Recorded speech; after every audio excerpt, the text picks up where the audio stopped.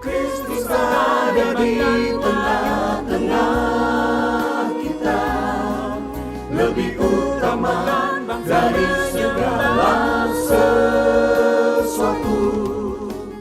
Kekuatan lidah. Demikian juga lidah, walaupun suatu anggota kecil dari tubuh, namun dapat memegahkan perkara-perkara yang besar. Lihatlah, betapapun kecilnya api, ia dapat membakar hutan yang besar. Yakobus 3 ayat 5. Sahabat Iktus yang dikasihi Tuhan, lidah adalah salah satu organ tubuh sebagai penghasil suara. Dengan lidah kita dapat membentuk huruf-huruf yang akan diucapkan sesuai dengan keinginan kita. Masalah yang sering terjadi adalah seorang begitu licinnya dalam menggunakan lidah. Jika seorang tidak mampu menahan lidahnya, dia akan menjadi sumber malapetaka. Satu kalimat yang benar dapat membangun iman, memberi pengharapan dan cinta kasih. Tetapi satu kalimat yang tidak benar dapat merusak relasi dan menghancurkan hidup. Yakobus menulis surat ini dengan tujuan untuk mengingatkan jemaat di perantauan atas kemerosotan iman dan perilaku mereka di tengah-tengah penderitaan yang sedang dialami. Ia menuliskan surat ini sebagai pedoman bagi jemaat dalam menjalani hidup setiap hari. Di pasal ini, Yakobus menunjukkan kewajiban dan keuntungan dari mengekang lidah, karena kekuatan lidah untuk merusak atau untuk membangun. Yang pertama, lidah berkuasa mengendalikan hidup, ayat 1-4. Ayat ini tidak bermaksud untuk melarang seorang menjadi guru atau dapat diartikan tuan, namun ingin mengingatkan orang percaya untuk tidak menjadi sombong dalam kehidupan iman dengan cara menghakimi orang lain. Alasannya adalah karena kita semua bersalah dalam banyak hal, apalagi dalam hal perkataan. Jika seseorang dapat mengendalikan perkataannya, ia disebut orang sempurna yang dapat mengendalikan seluruh tubuhnya. Ayat 2. Pengendalian lidah digambarkan seperti mengendalikan tali kekang pada kuda. Ayat 3. Begitu besarnya keberingasan dan keliaran dalam diri kita yang ditunjukkan oleh lidah, sehingga harus dikekang. Gambaran kedua, lidah seperti halnya kemudi yang mengendalikan kapal yang besar.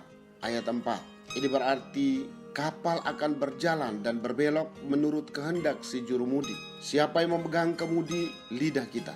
Apakah diri kita sendiri atau Tuhan? Karena lidah berkuasa mengendalikan hidup kita. Yang kedua, lidah berkuasa menghancurkan hidup. Ayat 5-8. Ayat 5 mengajarkan kita untuk ngeri terhadap lidah yang liar sebagai salah satu kejahatan terbesar dan paling merusak. Lidah dapat menyulut api dan menghanguskan semua yang ada di hadapannya. Seluruh tubuh dapat diseret ke dalam dosa oleh lidah.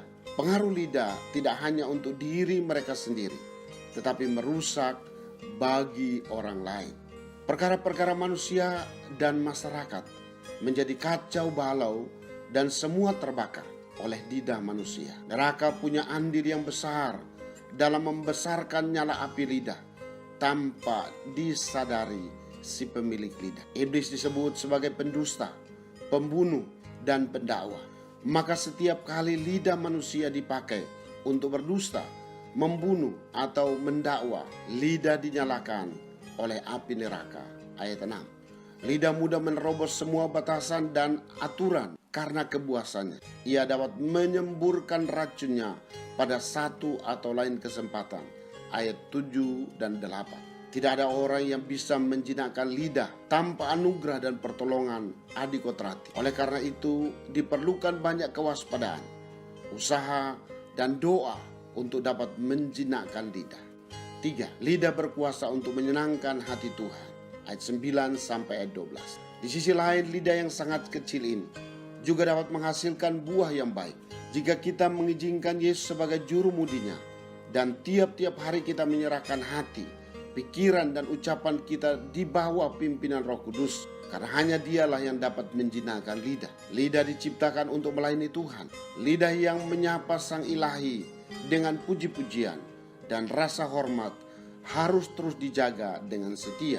Yakobus menunjukkan bahwa tindakan yang berlawanan tidak ditemukan dalam alam. Ayat 11 dan 12. Ini berarti seorang yang tinggal di dalam Tuhan akan mengeluarkan perkataan yang memuliakan Tuhan. Berapa banyak dosa akan dicegah, berapa banyak orang akan kembali bertobat jika kita sedia mengendalikan lidah untuk sesuatu yang bernilai bagi kerajaan Allah.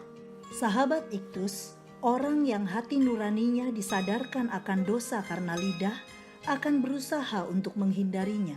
Inilah tanda seorang telah menerima anugerah dari Tuhan dan memiliki kematangan rohani. Sebab anugerah dan hikmatlah yang memampukan kita untuk mengendalikan lidah, dan itu berarti sanggup mengendalikan semua perbuatannya.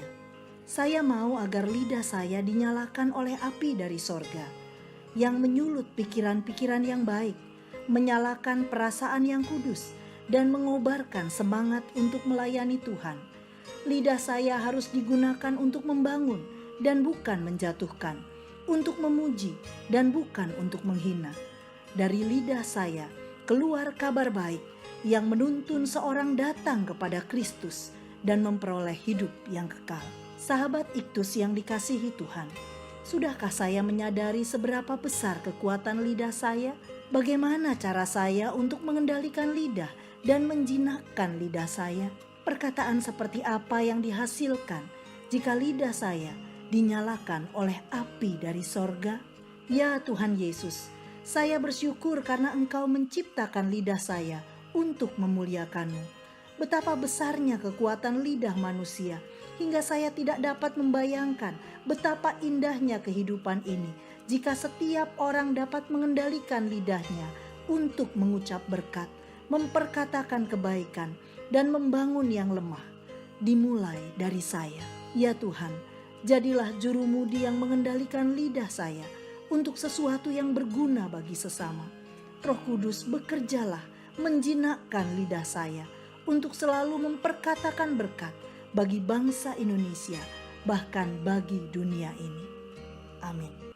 Hidup dan mati dikuasai lidah. Siapa suka menggemakannya akan memakan buahnya. Kristus ada di tengah-tengah kita, lebih utama dari segala sesuatu. Kristuslah yang harus ku beritakan hingga datangmu Kristus.